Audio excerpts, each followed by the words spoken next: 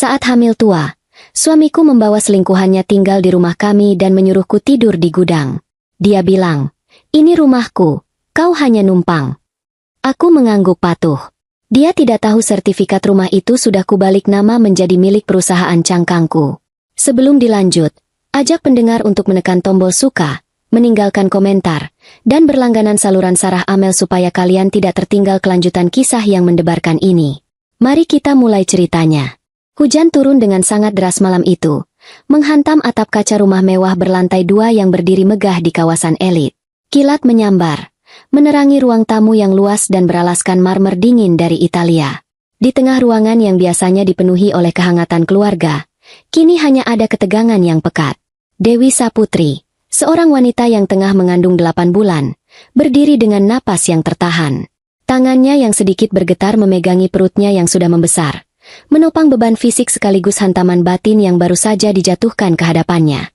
Tepat di depannya, berdiri Anton, pria yang selama 5 tahun ini ia panggil dengan sebutan suami.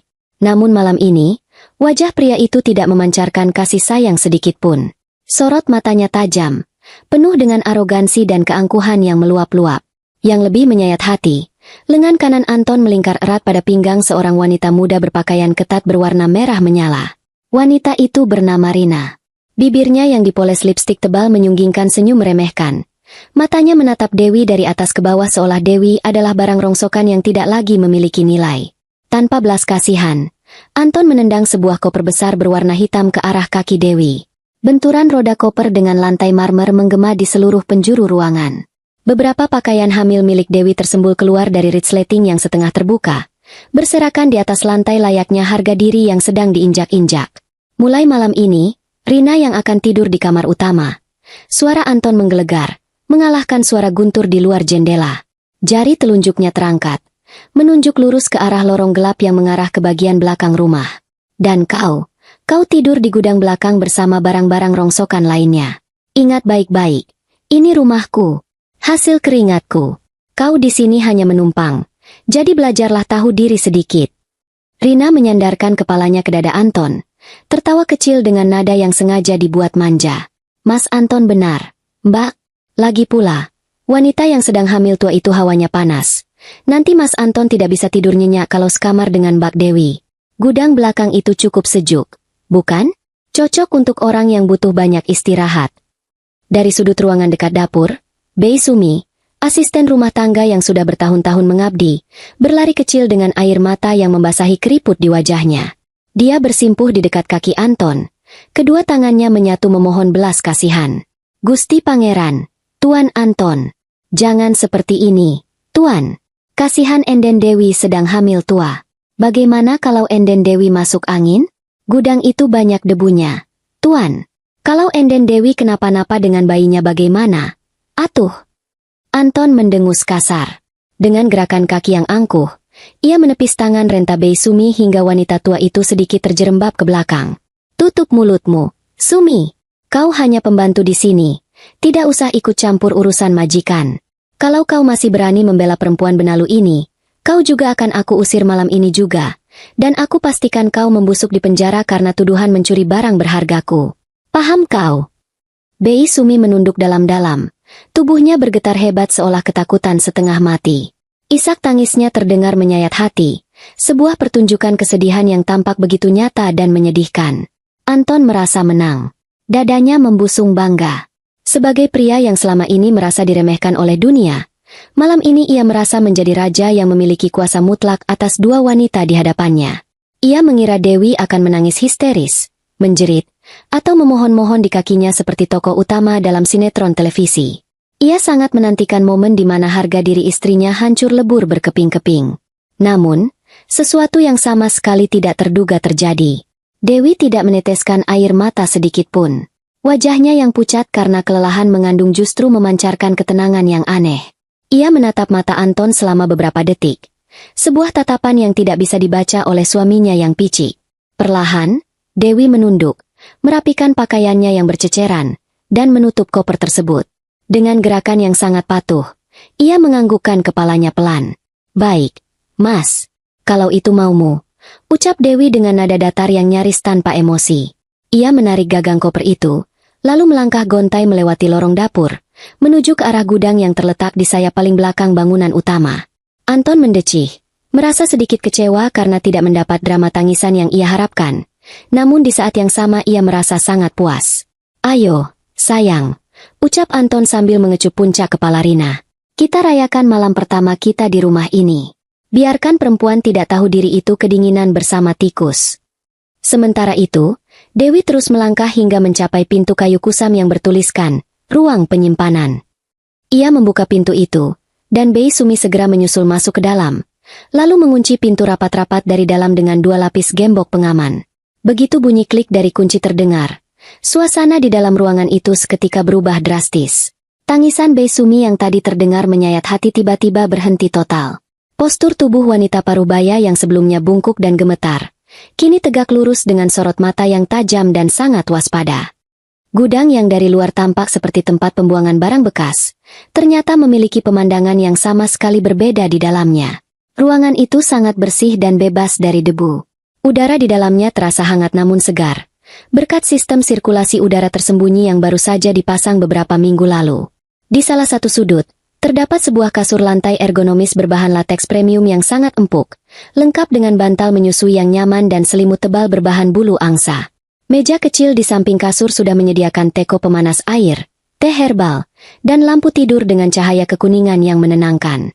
Bei Sumi merogoh saku celemeknya dan mengeluarkan sebuah perangkat elektronik kecil berwarna hitam. Ia menekan satu tombol, dan lampu indikator merah pada alat itu menyala berkedip. "Alat anti-sadap dan pengacak sinyal sudah aktif, Nyonya," lapor Bei Sumi dengan suara bariton yang tegas, sangat jauh dari nada suara memelas khas asisten rumah tangga beberapa menit yang lalu. Tuan Arya menitipkan pesan bahwa seluruh pengawasan rumah secara digital sudah diambil alih oleh tim kita. Tidak ada satupun kamera keamanan atau mikrofon yang luput dari pantauan Tuan Arya. Dewi menghela napas panjang, melepaskan ketegangan yang sedari tadi merantai otot-ototnya. Ia mendudukkan dirinya perlahan di atas kasur lateks yang empuk, mengusap perutnya dengan penuh kasih sayang. Senyum dingin perlahan mengembang di bibirnya yang pucat. "Terima kasih, Bei Sumi. Aktingmu di depan Anton tadi benar-benar luar biasa," puji Dewi dengan nada suara yang kini dipenuhi oleh otoritas mutlak. Bei Sumi membungkukkan badannya dengan sikap hormat ala seorang agen profesional. Mantan praktisi bela diri yang dibayar sangat mahal oleh Arya ini memang secara khusus ditempatkan untuk menjaga Dewi dari jarak dekat. "Itu sudah menjadi tugas saya, Nyonya. Tuan Anton benar-benar manusia yang sangat bodoh. Ia merasa sedang memegang kendali penuh." Dewi tertawa kecil. Suara tawanya memantul di dinding gudang yang kedap suara. Tangannya meraih sebuah tas kerja yang sudah disembunyikan di bawah bantal, menarik keluar sebuah map plastik tebal. Di dalam map tersebut, terbaring rapi sebuah dokumen resmi yang dicetak di atas kertas berlambang burung Garuda. Dokumen sertifikat hak milik. Jari telunjuk Dewi mengusap nama yang tertera pada kolom pemilik sah tanah dan bangunan mewah yang sedang mereka pijak ini. Bukan nama Anton, melainkan nama PT Saputri Investama. Sebuah perusahaan cangkang besar yang modal penuhnya 100% dikendalikan oleh Dewi Saputri sendiri. "Biarkan dia menikmati malam kemenangannya di kasur lamaku, Bei," gumam Dewi sambil menatap tajam ke arah dinding, seolah tatapannya bisa menembus hingga ke kamar utama tempat suaminya berada. Dia sama sekali tidak tahu bahwa dia baru saja mengusir tuan rumah yang sebenarnya dari istananya sendiri. "Kita akan biarkan dia merasa terbang sangat tinggi, sebelum aku mencabut sayapnya dan menjatuhkannya ke dasar jurang yang paling dalam." Hujan di luar sana masih terus turun dengan lebat, bagaikan tirai air yang mencoba menyembunyikan kebusukan yang terjadi di dalam rumah megah tersebut. Di dalam gudang yang telah disulap menjadi tempat perlindungan yang aman, Dewi menyesap teh raspberry hangat yang baru saja diseduhkan oleh Bei Sumi. Kehangatan teh itu mengalir ke kerongkongannya, namun tidak sedikit pun mampu mencairkan gumpalan es yang telah lama membeku di dalam rongga dadanya. Setiap kali ia memejamkan mata, bayangan kejadian 6 bulan yang lalu kembali berputar layaknya kaset kusut yang terus mengulang bagian yang paling menyakitkan. Waktu itu, kehamilannya baru menginjak usia 2 bulan.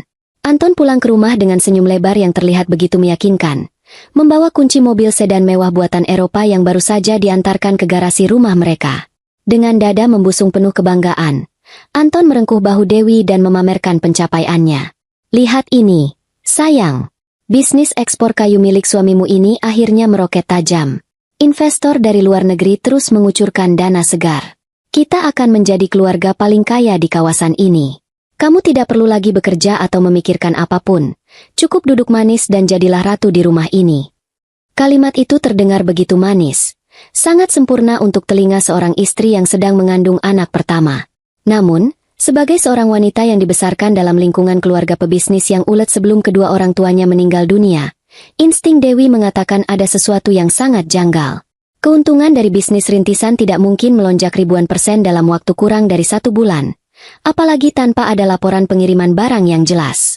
Berawal dari rasa curiga yang mengganggu tidurnya, Dewi mulai melakukan penyelidikan kecil-kecilan. Ia memanfaatkan koneksinya yang masih tersisa di dunia perbankan. Fakta yang ia temukan sama sekali tidak mencerminkan kesuksesan seorang pengusaha kayu yang hebat. Kenyataan itu justru menampar wajahnya dengan kejam. Suaminya adalah seorang penipu ulung. Anton tidak pernah mengekspor kayu ke luar negeri. Uang miliaran rupiah yang masuk rekeningnya setiap bulan adalah hasil dari skema penipuan arisan bodong dan investasi fiktif. Yang lebih menjijikan, target operasi suaminya adalah ibu-ibu sosialita yang naif dan para pensiunan tua yang dengan rela menyerahkan uang tabungan hari tua mereka karena tergoda oleh janji manis bunga tinggi. Anton merampok uang orang-orang yang tidak bersalah untuk mendanai gaya hidup hedonisnya sendiri. Dewi masih ingat dengan sangat jelas malam di mana ia mengumpulkan seluruh keberaniannya untuk mengkonfrontasi suaminya. Saat itu, mereka sedang berada di ruang makan. Dewi meletakkan lembaran cetak mutasi rekening yang mencurigakan ke atas meja kayu jati tersebut. "Mas, uang dari mana semua ini?" tanya Dewi dengan suara bergetar, berusaha menekan amarah dan kekecewaannya. "Tolong jujur kepadaku. Ini bukan uang dari bisnis kayu, bukan? Kamu menipu orang-orang. Mas, kembalikan uang mereka sebelum polisi yang datang menjemputmu." Bukannya merasa bersalah atau meminta maaf karena rahasianya terbongkar, reaksi Anton justru di luar batas kemanusiaan. Pria itu menggebrak meja makan dengan sangat keras hingga mangkuk sup di atasnya tumpah membasahi taplak meja. Wajah Anton memerah padam, urat-urat di lehernya menonjol keluar. Ia berjalan cepat menghampiri Dewi, mencengkeram rahang istrinya dengan kasar. "Kau tahu apa tentang mencari uang di dunia yang kejam ini?" bentak Anton tepat di depan wajah Dewi, meludahkan kata-kata yang berbau alkohol dari mulutnya. "Kau hanya perempuan yang bisanya menghabiskan beras di rumah ini. Jangan pernah berani menceramahi aku soal moral. Kalau bukan karena kecerdasanku memutar otak orang-orang bodoh itu, kau tidak akan bisa makan enak dan tidur di kasur empuk. Tutup mulutmu, atau aku akan membuatmu menyesal seumur hidup." Dorongan kuat dari Anton membuat tubuh Dewi terhuyung ke belakang. Jika tangannya tidak segera berpegangan pada tepi meja, ia pasti sudah jatuh dan membahayakan janin di dalam kandungannya.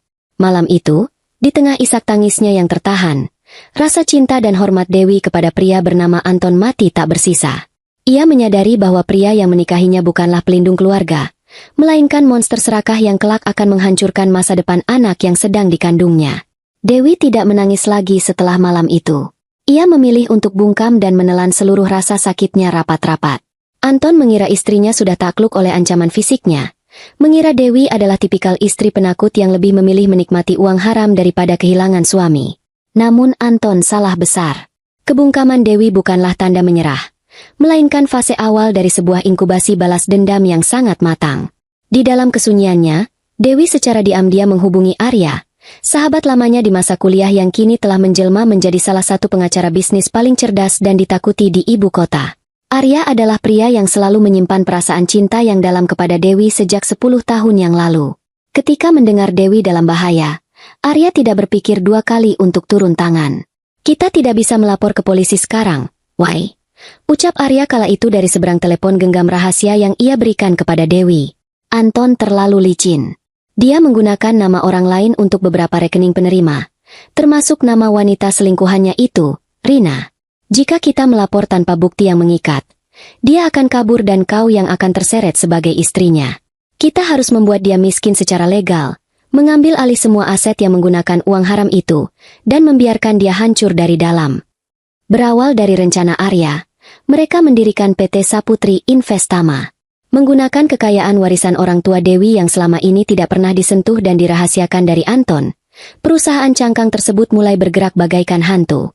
Ketika bank mulai menyita rumah mewah mereka karena Anton menunggak cicilan untuk membiayai gaya hidup Rina, perusahaan Dewi maju sebagai pemenang lelang dan membeli rumah itu secara sah dari tangan bank.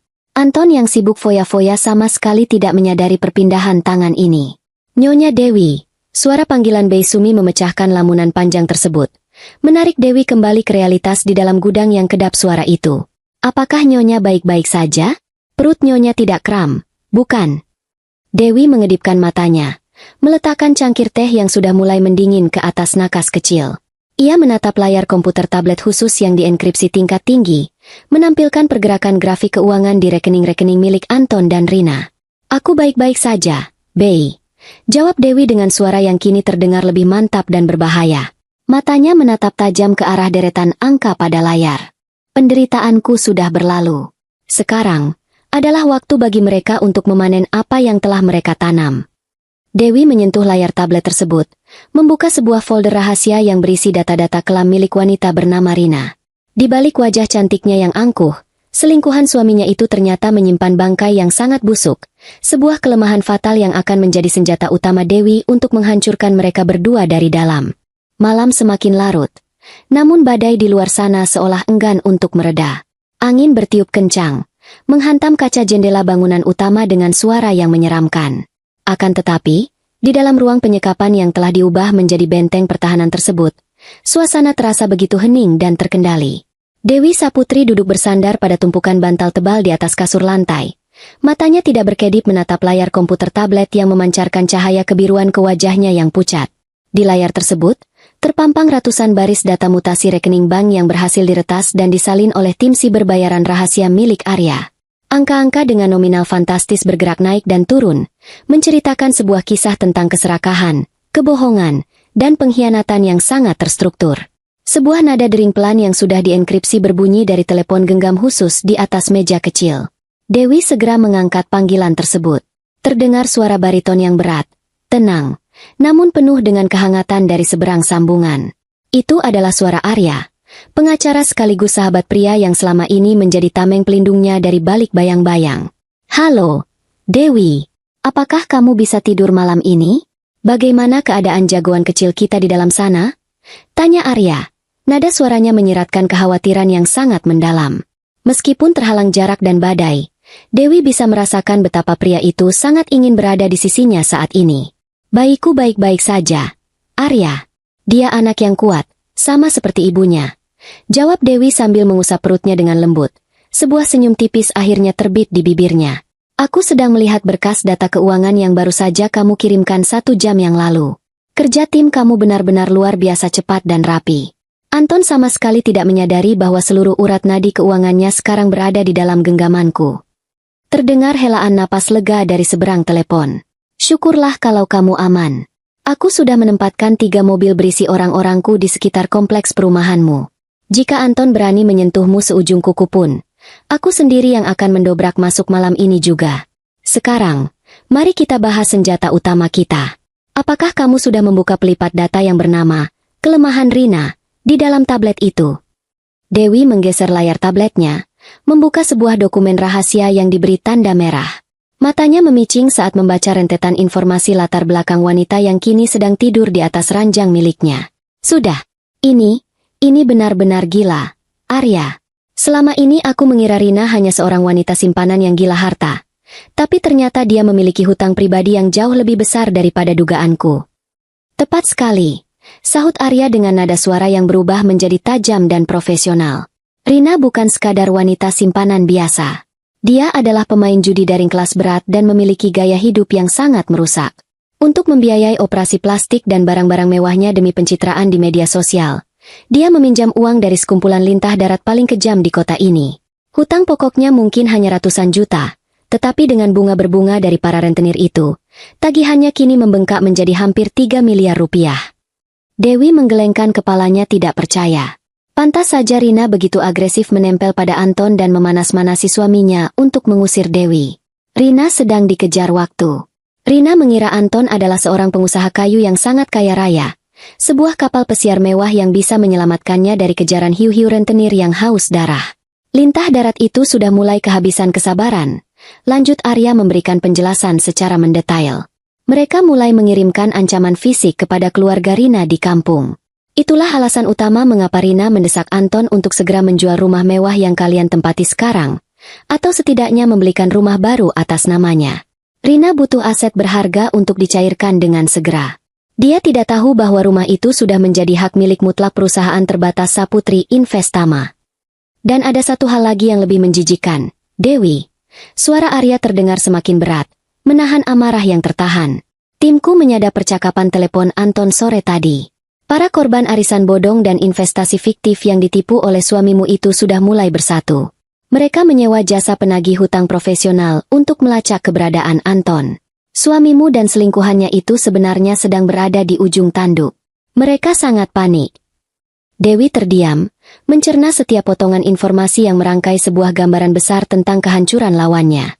Lalu, apa rencana mereka selanjutnya? Anton tidak mungkin diam saja jika tahu dirinya sedang diburu oleh puluhan korban penipuan. Mereka berencana untuk melarikan diri ke luar negeri. Dewi, tepatnya ke Eropa, ungkap Arya, membongkar rahasia paling mematikan pada malam itu. Tiket penerbangan mereka sudah dipesan untuk akhir bulan ini. Rencana busuk Anton adalah mencairkan seluruh sisa uang tunai dari rekening para korban, membawanya kabur, dan meninggalkanmu sendirian di rumah itu sebagai tumbal. Anton ingin kau yang menghadapi amukan para korban dan polisi, sementara dia hidup berfoya-foya di negara asing bersama Rina. Mendengar kenyataan pahit tersebut, cengkeraman tangan Dewi pada tepi selimut mengerat hingga buku-buku jarinya memutih. Rasa sakit di hatinya sudah lama mati. Kini yang tersisa hanyalah tekad baja untuk menghabisi mereka tanpa sisa.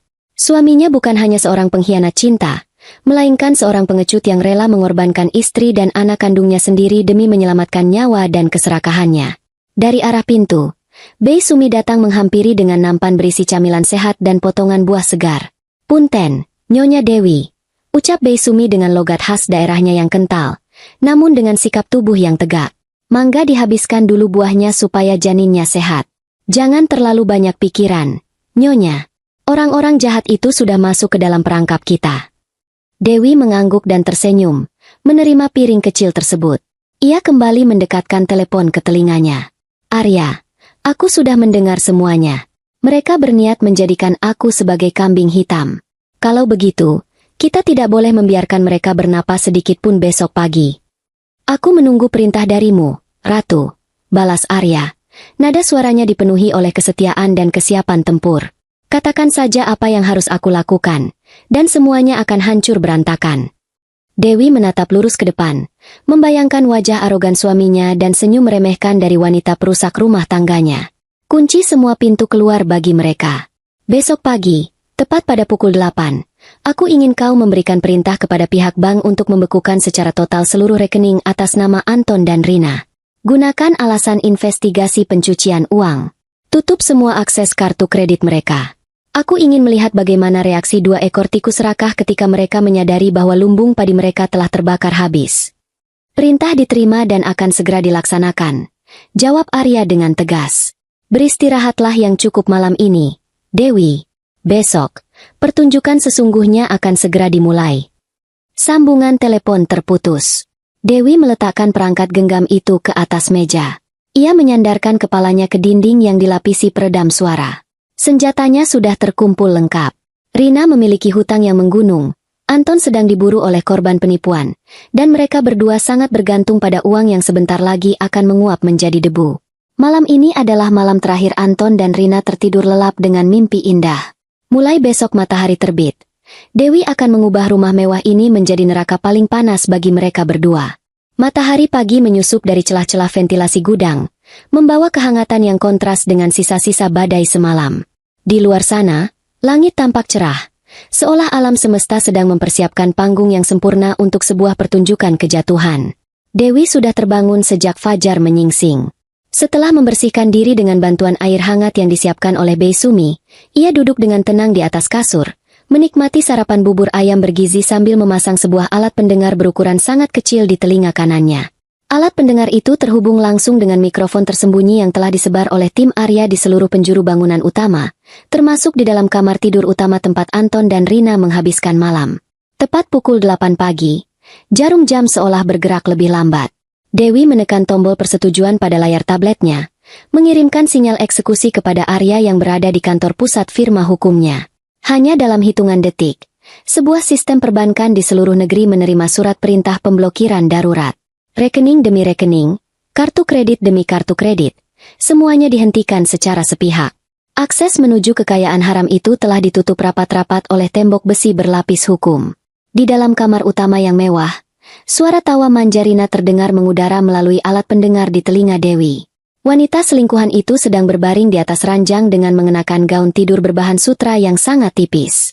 Jari-jarinya yang dihiasi kuku palsu panjang menari-nari di atas layar telepon pintar model terbaru. "Sayang, lihat deh," rengek Rina dengan nada suara yang dibuat-buat agar terdengar menggemaskan. "Tas keluaran perancang busana terkenal dari Perancis ini sangat cocok untuk aku pakai saat kita liburan ke Eropa nanti. Harganya cuma 200 juta rupiah. Mumpung sedang ada penawaran terbatas. Aku beli sekarang, ya." Anton, yang sedang berdiri di depan cermin sambil merapikan kerah kemejanya yang mahal, tertawa pongah. Ia merasa dirinya adalah pria paling perkasa di dunia, karena bisa memanjakan wanita cantik dengan uang yang melimpah ruah.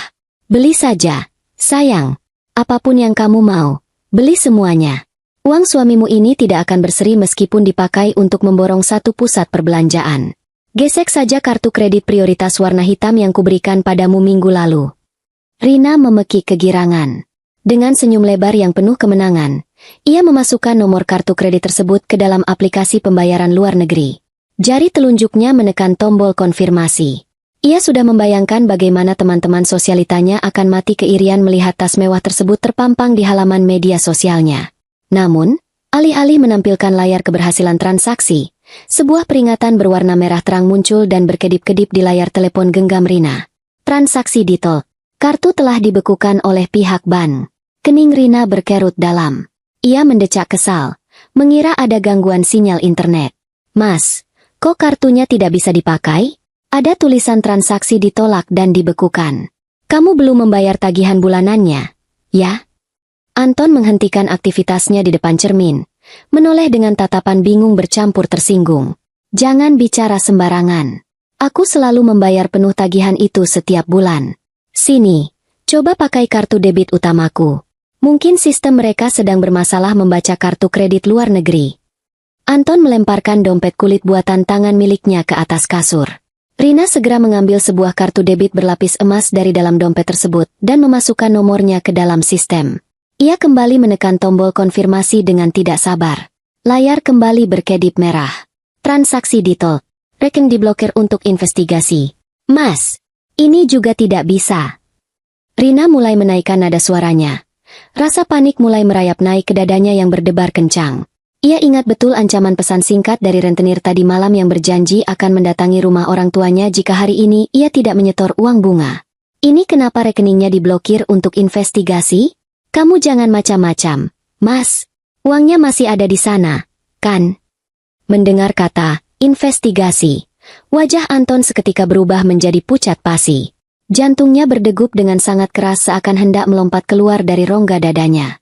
Ia merebut telepon genggam Rina dengan kasar dan mencoba membuka aplikasi perbankan bergeraknya sendiri.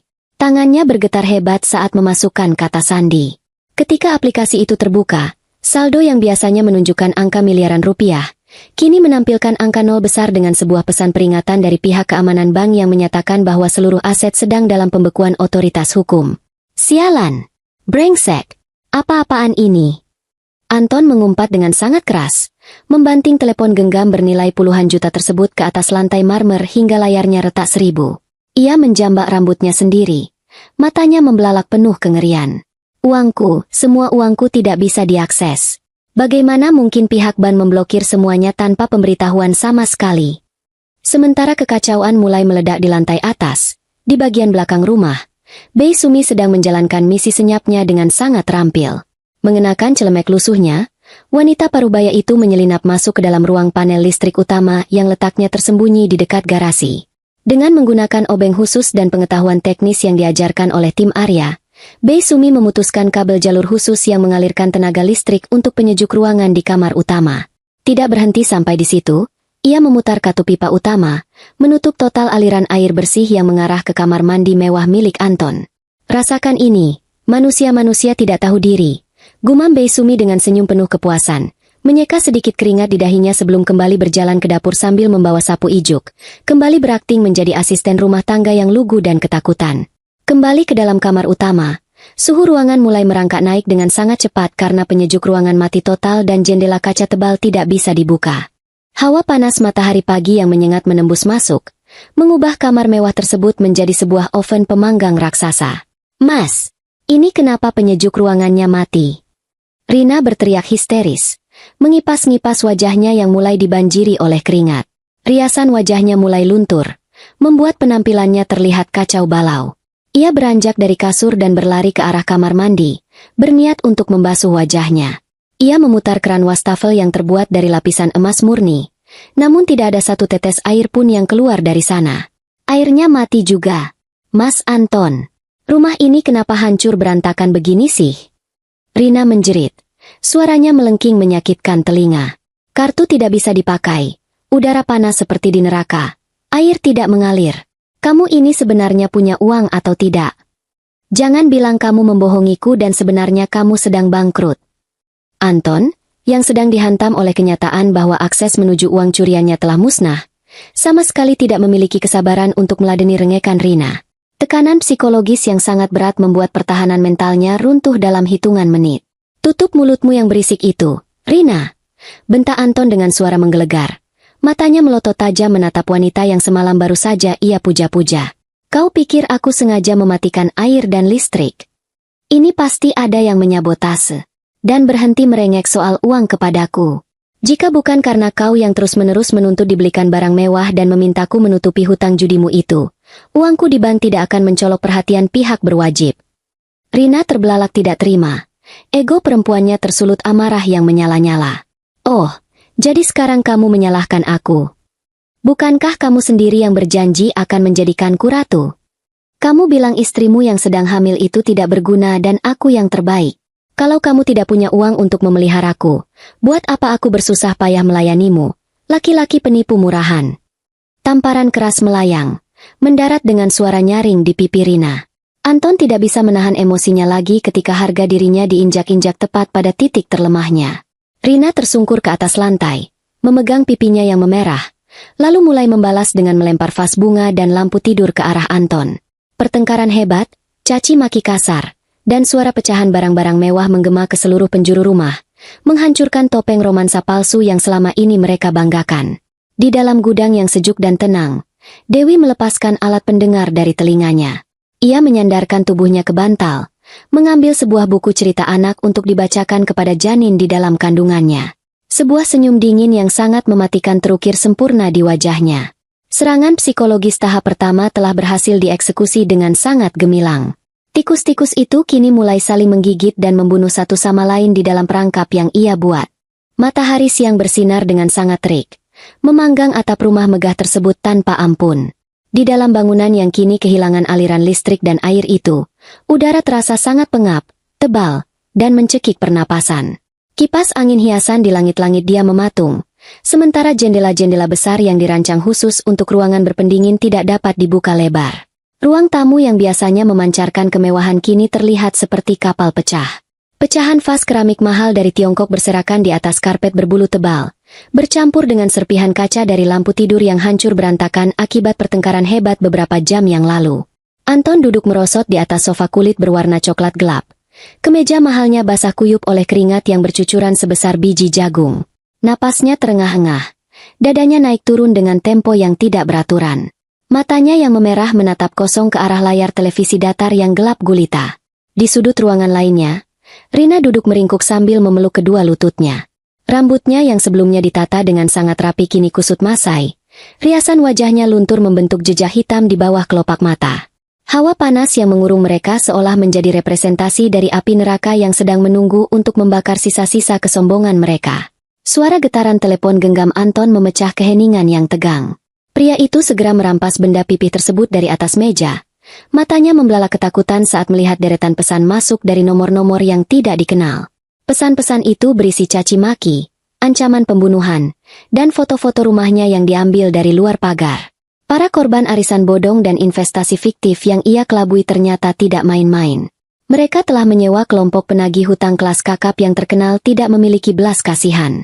Mereka sudah tahu alamat kita, bisik Anton dengan suara serak yang bergetar. Kengerian yang amat sangat mulai merayapi tulang punggungnya, melumpuhkan sisa-sisa kewarasannya. Orang-orang suruhan para ibu-ibu itu sedang menuju kemari. Jika mereka berhasil menangkapku, mereka tidak hanya akan memenjarakanku, mereka pasti akan mengulitiku hidup-hidup sampai uang mereka kembali. Mendengar hal itu, Rina mendongakkan kepalanya dengan cepat. Wajahnya memucat. Terbayang ancaman dari lintah darat yang juga memburunya karena hutang judi daring yang telah menumpuk hingga miliaran rupiah. Rasa panik yang tak terbendung mengubah cara kerja otak wanita itu menjadi sangat licik dan berbahaya. Ia merangkak mendekati Anton, mencengkeram lengan suaminya dengan kuku-kuku panjangnya yang tajam. Kita tidak boleh tertangkap, Mas. Kita harus segera pergi dari rumah terkutuk ini. Desis Rina dengan mata yang memancarkan kegilaan.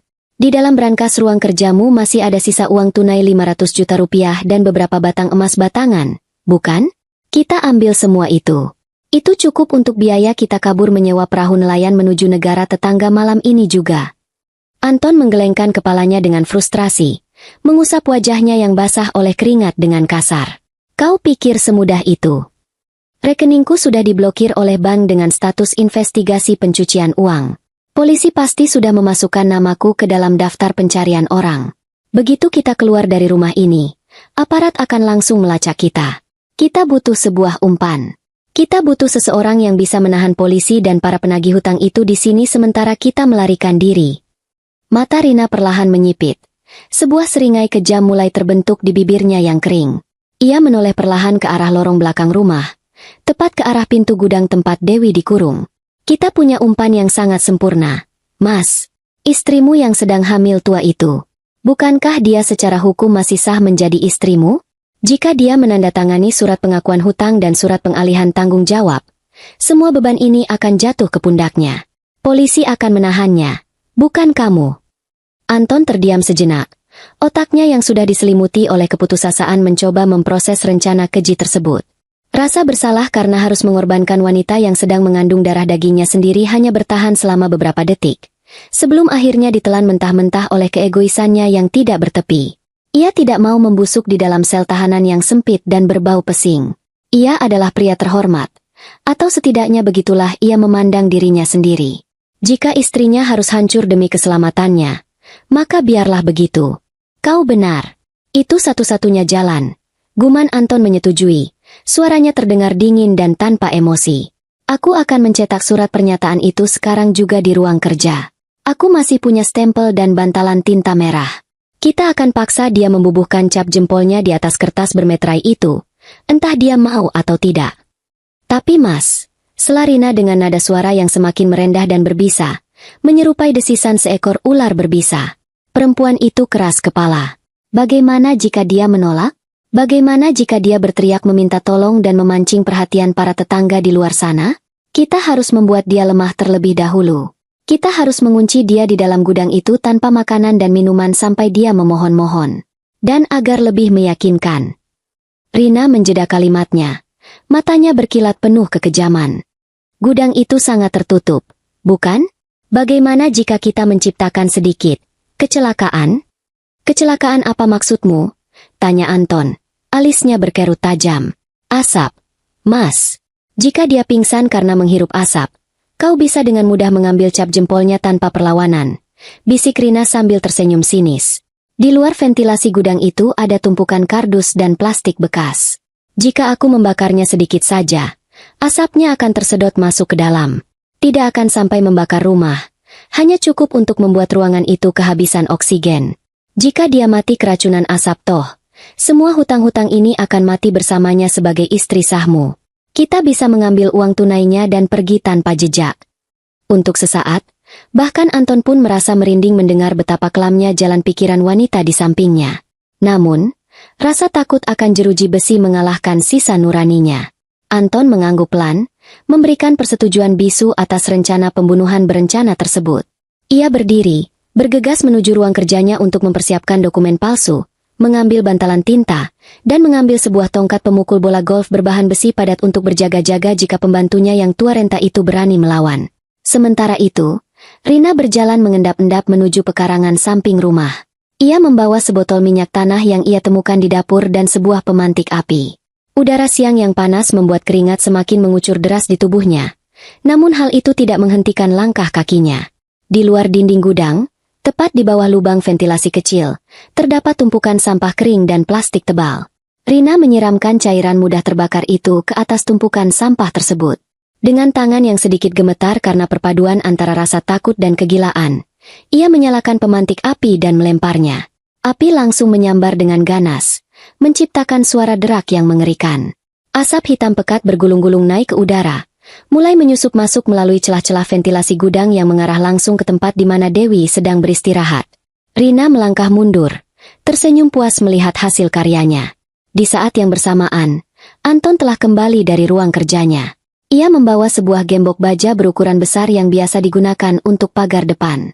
Tanpa ragu sedikit pun, ia mengaitkan gembok tersebut pada palang pintu luar gudang, mengunci istri dan calon anaknya sendiri di dalam sebuah jebakan mematikan yang tidak memiliki jalan keluar. Tanda tangani surat ini nanti, Dewi, gumam Anton dengan kejam dari balik pintu. Atau kau dan bayimu akan menjadi abu di dalam sana. Di dalam ruang penyekapan, Dewi sedang terlelap di atas kasur lantai, ditemani oleh alunan musik klasik yang diputar pelan melalui komputer tabletnya. Bi Sumi duduk bersila di sudut ruangan, menjaga majikannya dengan kewaspadaan penuh. Namun, ketenangan itu seketika pecah ketika bau sangit dari karet dan plastik yang terbakar menyengat penciuman mereka. Bi Sumi melompat berdiri dengan gerakan yang sangat gesit, jauh dari kesan rentan yang selama ini ia tampilkan. Matanya menatap ke arah ventilasi kecil di atas dinding, di mana kepulan asap hitam pekat mulai menerobos masuk bagaikan tentakel hantu yang hendak mencekik mereka. Suara derak api dari luar terdengar semakin jelas. Astaga, Gusti Pangeran! Mereka benar-benar sudah gila! Seru Bei Sumi, segera meraih sebuah handuk kecil dari atas meja, menuangkan air dari dalam teko, dan menyerahkannya kepada Dewi yang baru saja terbangun dengan wajah kebingungan. Nyonya, tutup hidung dan mulut Nyonya dengan handuk basah ini. Bernapaslah perlahan. Jangan sampai asap ini masuk ke dalam paru-paru jagoan kecil kita. Dewi menerima handuk tersebut dengan tangan gemetar. Rasa panik mulai menyergap saat asap hitam dengan cepat memenuhi ruangan yang kedap udara tersebut.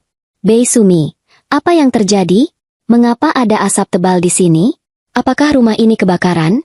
Tanyanya dengan suara tertahan di balik kain basah. Sesekali terbatu ketika partikel karbon menyentuh kerongkongannya. Perutnya yang besar membuatnya sulit untuk bergerak cepat. Mereka sengaja membakar sesuatu di luar ventilasi untuk meracuni kita.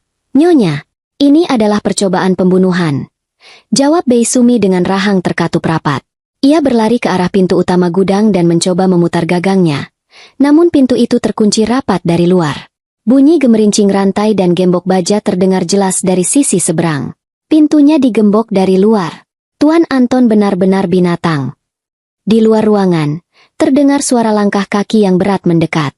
Anton memukul daun pintu kayu itu dengan tongkat golf besinya, menghasilkan suara benturan yang memekakan telinga. Dewi, aku tahu kau masih hidup di dalam sana. Teriak Anton dengan nada suara yang melengking karena kepanikan dan amarah yang tidak terkendali. Buka pintunya dari dalam. Aku punya surat yang harus kau cap dengan jempolmu sekarang juga. Jika kau menuruti perintahku dan mengambil alih semua hutang-hutangku, aku akan melepaskanmu keluar. Jika tidak, matilah kau di dalam sana bersama bayimu. Dewi memejamkan matanya.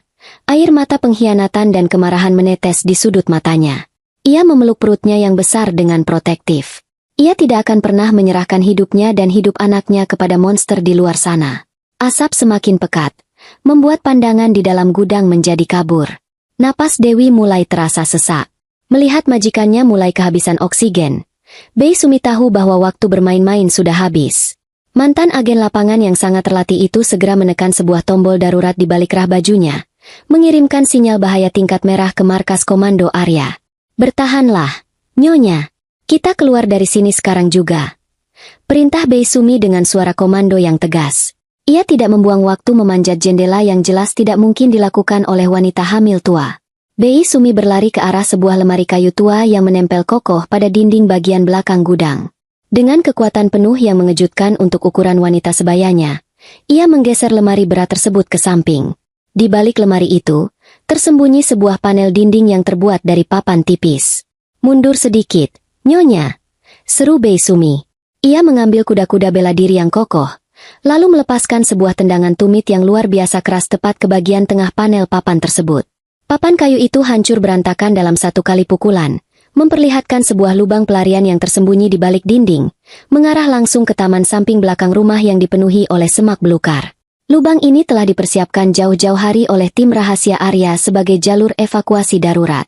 Tepat pada saat panel itu hancur, Anton yang kehabisan kesabaran mendobrak masuk dengan paksa setelah merusak engsel pintu gudang dari luar menggunakan linggis. Ia berdiri di ambang pintu, matanya merah menyala, menggenggam selembar kertas di tangan kiri dan tongkat pemukul golf besi di tangan kanannya. Melihat Dewi dan Bei Sumi hendak melarikan diri melalui lubang di dinding, kemarahan Anton meledak. "Berhenti kalian, pelacur sialan!" raungnya sambil mengayunkan tongkat besi itu ke arah kepala Bei Sumi. Namun, Anton salah memilih lawan. Bei Sumi menunduk dengan sangat gesit menghindari ayunan mematikan tersebut. Sebelum Anton sempat menarik kembali senjatanya, Bei Sumi memutar tubuhnya dan melepaskan sebuah tendangan sapuan yang telak menghantam lutut kanan Anton. Bunyi retakan tulang terdengar sangat mengerikan, disusul oleh jeritan kesakitan Anton yang melengking tinggi. Pria itu tersungkur jatuh ke lantai, memegangi lututnya yang patah. "Cepat, Nyonya, lewat sini." Bei Sumi menarik tangan Dewi, membimbing wanita hamil itu melangkah hati-hati melewati pecahan kayu panel dan keluar menuju udara segar di taman samping. Angin sore menerpa wajah Dewi, mengusir asap mematikan dari paru-parunya.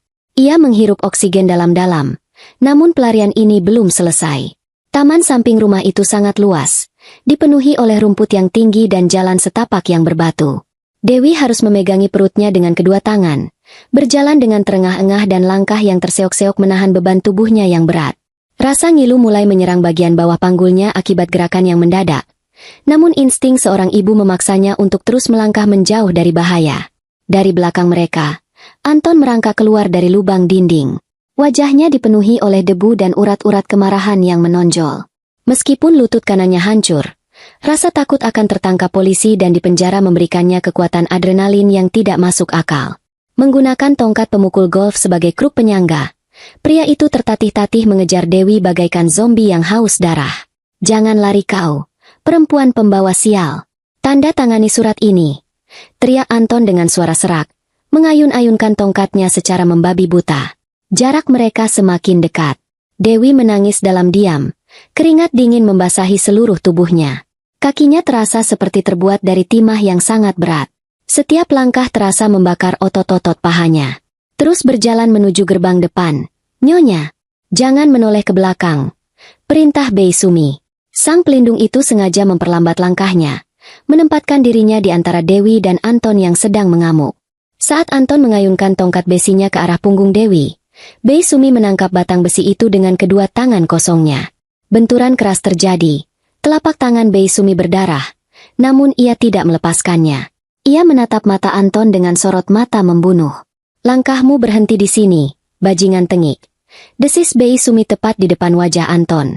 Dengan satu sentakan kuat, ia menarik tongkat itu hingga Anton kehilangan keseimbangan dan terjatuh telungkup menghantam tanah berbatu. Dewi terus berlari dengan sisa tenaga yang ia miliki hingga ia mencapai area taman depan yang berbatasan langsung dengan gerbang besi utama yang menjulang tinggi. Jantungnya berdebar sangat kencang, nyaris meledak. Ia bersandar pada pilar batu, napasnya terputus-putus, menatap ke arah jalanan aspal di luar pagar. Ia sangat berharap bala bantuan yang dijanjikan oleh Arya segera tiba, karena tenaga dan pertahanannya benar-benar sudah mencapai batas akhir. Dari kejauhan, sayup-sayup terdengar suara raungan mesin mobil berkecepatan tinggi yang mendekat ke arah rumah tersebut, membawa serta badai penghakiman yang akan mengakhiri penderitaan Dewi untuk selama-lamanya.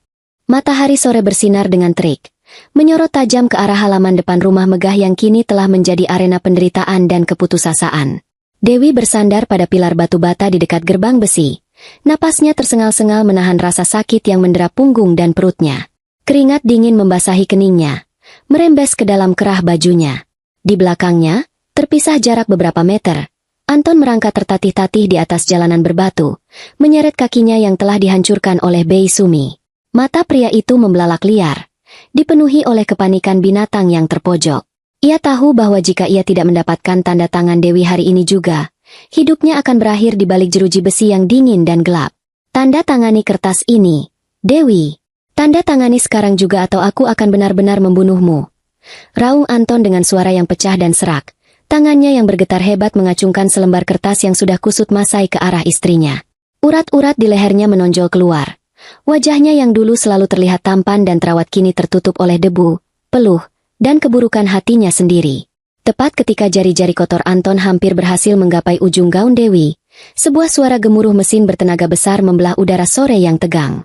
Dari ujung jalan perumahan, sebuah mobil jenis utilitas sport berwarna hitam pekat melaju dengan kecepatan tinggi, mengabaikan polisi tidur, dan langsung menghantam gerbang besi rumah tersebut dengan suara dentuman yang sangat memekakan telinga.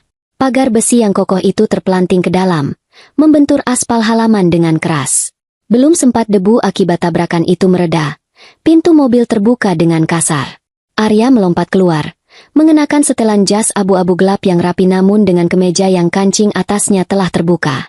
Wajah pengacara muda itu memancarkan kemarahan yang begitu pekat, seolah ia bisa membakar dunia hanya dengan tatapannya. Di belakang Arya, 4 orang pria berbadan tegap yang merupakan anggota tim keamanan elit bayarannya, berhamburan keluar dari dalam mobil. Sentuh dia 1 inci saja, dan aku pastikan kau tidak akan pernah bisa menggunakan kedua tanganmu lagi seumur hidupmu. Teriak Arya dengan suara bariton yang menggelegar ke seluruh penjuru halaman. Tanpa perlu menunggu perintah kedua, 2 orang pengawal Arya berlari menerjang Anton. Mereka menendang lengan pria itu hingga kertas yang ia pegang terlepas dan melayang tertiup angin, lalu membanting tubuh Anton ke atas aspal panas dalam satu gerakan bela diri yang melumpuhkan. Anton menjerit kesakitan saat tangannya dipelintir ke belakang punggung, wajahnya ditekan paksa ke atas aspal yang kasar. Arya tidak memedulikan rintihan Anton. Ia berlari menghampiri Dewi, langsung merengkuh bahu wanita yang sangat ia cintai itu dengan kedua lengannya yang kokoh dan melindungi. Dewi, astaga, Dewi, kau tidak apa-apa? Apakah dia melukaimu? Bagaimana dengan bayinya? Tanya Arya bertubi-tubi. Suaranya bergetar menahan luapan emosi antara kelegaan dan ketakutan yang luar biasa. Dewi menyandarkan kepalanya ke dada bidang Arya, membiarkan air mata yang sejak tadi ia tahan akhirnya tumpah membasahi kemeja pria itu. Aku baik-baik saja. Arya, Bei Sumi menyelamatkanku. Mereka mencoba meracuniku dengan asap di dalam gudang. Mendengar kata asap dan meracuni, rahang Arya mengeras hingga urat-urat di pelipisnya menonjol. Ia menoleh ke arah Anton yang sedang mengerang di bawah tekanan sepatu bot pengawalnya. Tatapan Arya benar-benar menyeratkan aura pembunuh. Namun, sebelum Arya sempat melangkah untuk memberikan pelajaran fisik yang setimpal kepada Anton, suara sirine polisi mulai terdengar meraung-raung dari kejauhan, memecah keheningan sore di kawasan perumahan elit tersebut. Di belakang mobil Arya, iring-iringan kendaraan mulai berdatangan dan berhenti secara sembarangan di depan rumah. 3 mobil patroli kepolisian dengan lampu biru dan merah yang berkedip menyilaukan mata tiba di lokasi, disusul oleh 2 buah minibus yang syarat penumpang. Pintu-pintu minibus itu terbuka, dan puluhan wanita parubaya serta ibu-ibu rumah tangga berhamburan keluar dengan wajah merah padam karena amarah. Mereka adalah para korban penipuan arisan bodong dan investasi fiktif yang selama berbulan-bulan uangnya dihisap habis oleh Anton dan Rina. Beberapa di antara mereka membawa payung, tas jinjing, dan sapu, siap untuk melampiaskan kekesalan yang sudah menggunung. Itu dia penipunya. Laki-laki tidak tahu malu. Kembalikan uang pensiun suamiku, dasar perampok. Teriak salah seorang ibu yang berdiri di barisan paling depan, menunjuk tepat ke wajah Anton yang kini semakin pucat pasi, nyaris kehilangan seluruh aliran darah di wajahnya. Kekacauan semakin bertambah ketika dari arah samping rumah, 2 orang pria berbadan besar dengan jaket kulit hitam menyeret seorang wanita yang meronta-ronta histeris. Itu adalah Rina. Penampilannya sangat mengenaskan. Gaun sutra mahalnya robek di beberapa bagian, rambutnya dipenuhi ranting dan daun kering, serta wajah cantiknya coreng-moreng oleh noda jelaga dan air mata. Ia mencoba melarikan diri lewat pintu belakang, namun para penagih hutang dari rentenir lintah darat telah mengepung setiap sudut rumah tersebut dan menangkapnya dengan mudah. Lepaskan aku tidak punya uang. Salahkan laki-laki itu, dia yang berjanji akan membayarkan hutang-hutangku. Jerit Rina sambil menendang-nendangkan kakinya, menunjuk ke arah Anton dengan jari telunjuknya yang bergetar. Keegoisannya langsung muncul ke permukaan. Ketika bahaya mengancam, ia dengan cepat mengkhianati pria yang baru semalam ia panggil dengan sebutan, sayang. Polisi segera bertindak cepat, membuat barikade barisan untuk menahan amukan para ibu-ibu yang hendak menghakimi Anton dan Rina secara massal. Seorang perwira polisi senior dengan pangkat balok emas di pundaknya melangkah maju, memegang sebuah map berisi surat perintah penahanan. Anton Syahputra dan Rina Marlina, Anda berdua ditahan atas tuduhan berlapis mengenai penipuan, penggelapan dana masyarakat, dan pencucian uang dengan kerugian mencapai miliaran rupiah. Ucap perwira polisi tersebut dengan nada tegas yang menggema di seluruh halaman, tidak memberikan ruang sedikit pun bagi kedua tersangka untuk membela diri. Polisi memborgol tangan Anton dan Rina secara bergantian. Bunyi besi borgol yang mengunci pergelangan tangan mereka terdengar seperti lonceng kematian bagi kebebasan mereka. Di tengah kerumunan yang bising itu, Bei Sumi berjalan ke depan, berdiri tegak di samping perwira polisi. Dengan suara yang lantang dan formal, sangat berbeda dari logat asisten rumah tangga yang lugu, ia memberikan kesaksian. Bapak polisi, saya juga ingin melaporkan percobaan pembunuhan berencana. Dua orang ini dengan sengaja mengurung Nyonya Dewi yang sedang hamil 8 bulan di dalam gudang tanpa ventilasi, lalu membakar tumpukan plastik di luar saluran udara dengan niat meracuni dan membunuh Nyonya Dewi beserta janinnya. Bukti pembakaran dan sisa gembok masih ada di halaman belakang. Anton menatap Bei Sumi dengan mata terbelalak ketakutan, seolah baru menyadari bahwa pembantu rumah tangganya selama ini adalah sebuah jebakan mematikan yang ditanam di dalam rumahnya sendiri. Pria itu kemudian menoleh ke arah Dewi, merangkak mendekat dengan sisa tenaga yang ia miliki, tidak peduli lagi pada harga dirinya yang telah hancur berkeping-keping. Dewi, istriku, tolong aku. Dewi, maafkan aku. Isak Anton. Air mata ketakutan mengalir deras membasahi pipinya yang berdebu. Aku ini suamimu. Dewi, ayah dari anak yang sedang kau kandung. Kau memiliki perusahaan besar. Kau memiliki uang banyak warisan dari orang tuamu. Tolong bayarkan hutang-hutangku dan cabut laporan polisi ini. Aku berjanji akan berubah. Dewi, aku akan membuang Rina dan kita akan hidup bahagia. Rumah ini, kita jual saja rumah ini untuk melunasi semuanya. Dewi melepaskan pelukan Arya perlahan. Ia berdiri tegak, memancarkan aura seorang ratu yang sedang menjatuhkan hukuman mati kepada pengkhianat kerajaannya. Wajahnya sangat dingin, tidak ada sebersit pun belas kasihan di kedua bola matanya. Dari dalam tas tangannya, Dewi mengeluarkan sebuah dokumen resmi yang terbungkus map plastik. Ia melemparkan dokumen itu tepat ke wajah Anton. Lembaran kertas itu jatuh berserakan di atas aspal. Buka matamu lebar-lebar dan baca nama pemilik di atas sertifikat itu. Anton. Desis Dewi dengan suara yang pelan namun terdengar sangat mematikan di telinga setiap orang yang hadir di sana. Ini bukan rumahmu. Rumah ini sudah dibeli secara sah oleh perusahaan terbatas Saputri Investama sejak 3 bulan yang lalu karena kau menunggak cicilan bank. Kau tidak memiliki hak sepeser pun atas tanah yang sedang kau pijak ini. Kau hanyalah seorang benalu kotor yang menumpang di rumahku. Rina, yang mendengar hal itu dari kejauhan, membelalakan matanya dengan tidak percaya. Apa? Jadi selama ini kau sama sekali tidak memiliki rumah ini, Mas? Kau menipuku, laki-laki miskin keparat. Teriak Rina histeris, menyadari bahwa ia telah menjual tubuh dan masa depannya kepada seorang pria yang sama miskinnya dengan dirinya. Anton terpaku menatap kertas sertifikat yang tergeletak di hadapannya. Nama perusahaan milik istrinya tercetak tebal di sana. Seluruh ilusi tentang kesuksesan, kekayaan, dan kekuasaannya hancur menjadi debu dalam satu kedipan mata. Ia tidak memiliki apa-apa. Ia sama sekali bukan siapa-siapa. Bawa mereka pergi, Pak Polisi. Perintah Arya dengan nada otoritas penuh, merangkul pinggang Dewi untuk menopang tubuh istrinya. Pastikan mereka mendapatkan hukuman maksimal di pengadilan. Firma hukum saya sendiri yang akan mengawal kasus ini untuk para korban secara cuma-cuma. Sorakan penuh kemenangan meledak dari kerumunan ibu-ibu korban penipuan saat polisi menyeret Anton dan Rina menuju ke dalam mobil tahanan. Mereka diludahi, dicaci maki, dan dilempari gulungan kertas serta sampah plastik oleh warga yang marah. Pintu mobil tahanan ditutup dengan keras, mengurung Anton dan Rina dalam kegelapan yang akan menjadi rumah baru mereka untuk waktu yang sangat lama. Dewi menatap kepergian mobil polisi tersebut dengan napas yang berangsur-angsur tenang. Awan hitam yang selama berbulan-bulan menggelayuti hidupnya akhirnya tersapu bersih. Ia menoleh ke arah Arya, pria yang selalu ada untuk melindunginya, dan memberikan senyuman paling tulus yang pernah ia miliki. Penderitaannya telah berakhir. Malam panjang telah berganti menjadi fajar yang baru. 1 tahun berlalu sejak badai besar itu menyapu bersih kotoran dari kehidupan Dewi. Waktu terus berjalan, membawa konsekuensi mutlak bagi setiap perbuatan manusia. Hukum alam bekerja dengan sangat akurat. Mereka yang menanam keburukan akan memanen penderitaan, sementara mereka yang bertahan dalam kebenaran akan menerima anugerah kedamaian. Di sebuah bangunan beton berjeruji besi yang terletak di pinggiran kota yang gersang, Udara terasa sangat panas dan berbau apak.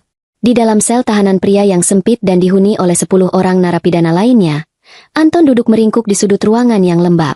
Tubuhnya yang dulu berisi dan terawat kini kurus kering, menyisakan tulang yang terbalut kulit pucat kemerahan akibat penyakit kulit yang tidak pernah diobati. Rambutnya panjang tidak beraturan dan dipenuhi uban yang tumbuh sebelum waktunya. Lutut kanannya yang dulu dihancurkan oleh Bei Sumi kini cacat permanen, memaksanya untuk berjalan terseok-seok seumur hidup. Setiap hari adalah siksaan bagi Anton. Mantan pengusaha gadungan yang dulu sangat angkuh itu kini harus menjadi pesuruh bagi ketua preman di dalam selnya. Jika ia menolak untuk memijat atau mencuci pakaian kotor narapidana lain, pukulan dan tendangan akan mendarat di tubuhnya yang ringkih. Tidak ada satupun anggota keluarganya yang pernah datang menjenguk. Ibunya, yang dulu selalu membanggakannya dan merendahkan Dewi, meninggal dunia karena serangan jantung akibat menanggung rasa malu yang tidak tertahankan saat melihat putranya disiarkan di seluruh stasiun televisi nasional sebagai penipu kelas 3. Di blok bangunan yang berbeda, di dalam lembaga pemasyarakatan wanita, nasib Rina sama sekali tidak lebih baik. Wajah cantiknya yang dulu menjadi senjata utamanya kini dihiasi oleh bekas luka cakaran permanen di pipi kirinya. Hasil dari perkelahian memperebutkan jatah makanan basi dengan narapidana kasus pembunuhan beberapa bulan yang lalu. Ia dihukum 15 tahun penjara. Namun yang lebih mengerikan dari hukuman kurungan itu adalah fakta bahwa di luar sana, para lintah darat masih terus menghitung bunga hutangnya. Rina tahu, hari di mana ia melangkah keluar dari penjara nanti adalah hari di mana ia akan kembali diburu seperti binatang buruan yang tidak berharga. Keduanya membusuk di neraka yang mereka ciptakan sendiri. Sangat kontras dengan kegelapan di balik jeruji besi tersebut. Cahaya pagi yang hangat menyinari taman belakang sebuah rumah mewah yang telah direnovasi secara total. Rumah itu dulunya menjadi tempat penyiksaan Dewi, namun kini telah diubah menjadi istana kecil yang dipenuhi oleh bunga mawar putih dan melati yang bermekaran. Suara gemercik air dari kolam ikan koi memberikan melodi alam yang sangat menenangkan jiwa. Di tengah hamparan rumput hijau yang dipangkas rapi, Dewi sedang duduk di atas tikar piknik, mengenakan gaun musim panas berwarna kuning cerah yang membuat wajahnya terlihat luar biasa bersinar. Tidak ada lagi gurat kelelahan atau kesedihan di wajahnya. Ia tampak begitu sehat, elegan, dan penuh percaya diri sebagai seorang pemimpin utama dari perusahaan investasi yang kini semakin merita kesuksesan di bursa saham. Di pangkuannya, duduk seorang bayi perempuan berusia 1 tahun yang sangat menggemaskan, mengenakan gaun kecil berwarna merah muda. Nama bayi itu adalah Aurora, yang berarti fajar atau cahaya harapan yang baru. Bayi itu tertawa riang.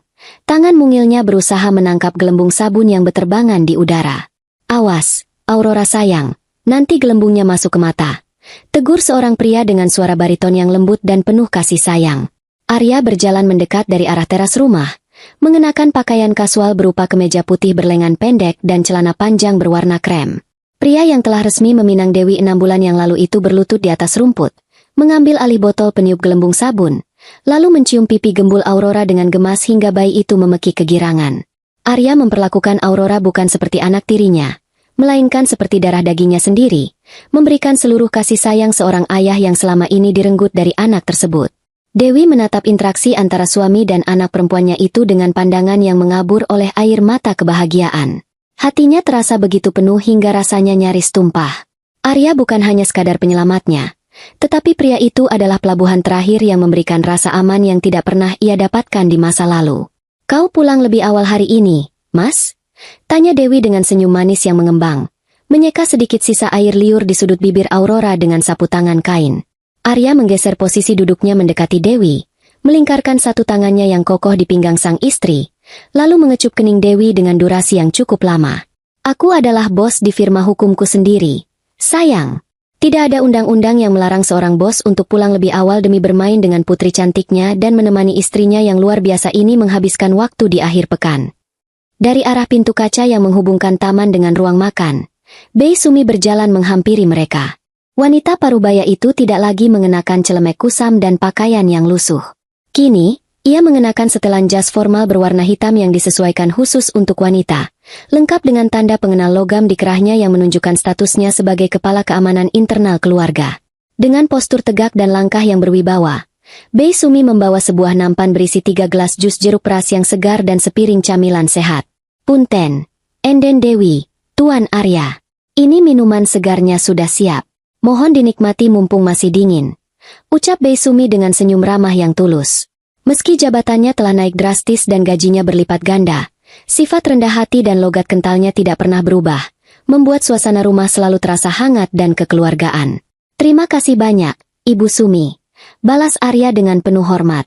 Apakah jadwal patroli keamanan malam ini sudah diatur dengan tim? Sudah beres semua, Tuan. Tidak akan ada satu ekor nyamuk pun yang berani masuk ke wilayah rumah ini tanpa seizin saya. Jawab Bei Sumi dengan kedipan mata yang penuh keyakinan, sebelum akhirnya mohon diri untuk kembali ke dalam rumah mengawasi para pekerja lainnya.